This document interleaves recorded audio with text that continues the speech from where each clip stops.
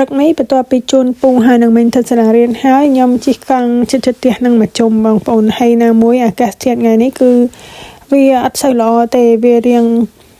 ចង់និយាយថាវាចុះអាប់ហើយវារៀងអារម្មណ៍តិចទេណាវារៀងអារម្មណ៍ផ្សែងក្រូចណាហើយខ្ញុំពេលដែលជិះទៅមិនដំបងថាជិះចិត្តហ្នឹងទេដល់តែពេលជិះទៅចេះតែឆ្ងាយទៅណាពេលទៅដល់ហ្នឹងគឺបានជួបដើមប៉មមួយដើមនៅចិត្តមាត់ផ្លូវហ្នឹង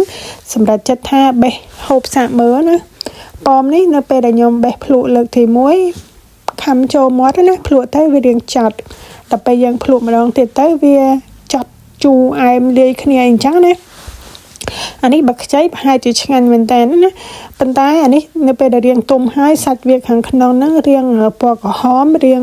ខ្ញុំនិយាយថារៀងផ្កាឈូកណាបន្ទាប់មកខ្ញុំអត់បេះទេខ្ញុំគិតថាអត់សូវឆ្ងាញ់សម្រាប់ខ្ញុំជិះទៅមុខទៀតគឺទៅរើសផ្លែកៅឡាក់នេះបងប្អូនកៅឡាក់ណាមានបងប្អូនខ្លះគាត់ច្រឡំច្រើនមែនតើផ្លែកៅឡាក់ហ្នឹង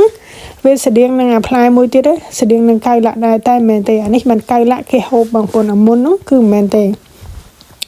ឡូវនេះខ្ញុំមកដល់ផ្ទះហើយពេលដែលមកដល់ផ្ទះហ្នឹងគឺខ្ញុំនេះបេះបានអាប៉ោមហ្នឹងប៉ុន្តែមិនមែនអាប៉ោមផ្លែប៉ោមភីង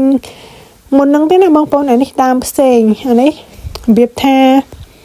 ប៉ោមហ្នឹងដូចផ្លែឈើរីអញ្ចឹងណាមើលមកផ្លែអញ្ចឹងទៅដូចផ្លែ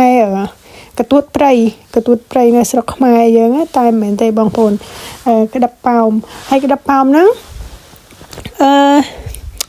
វារៀងជូរចត់លាយគ្នាណានិយាយទៅសម្រាប់អ្នកចូលចិត្តហូបគឺឆ្ងាញ់មែនទែន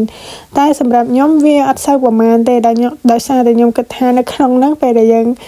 ភ្លក់ទៅវាដោយគ្រាប់ណាហើយវារៀងចាត់តិច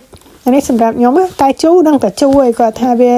សជាតិវាលាយគ្នាអញ្ចឹងណាហើយខ្ញុំបេះបានច្រើនមែនតើជាមួយនឹងផ្លែកៅឡាក់ណាបងប្អូន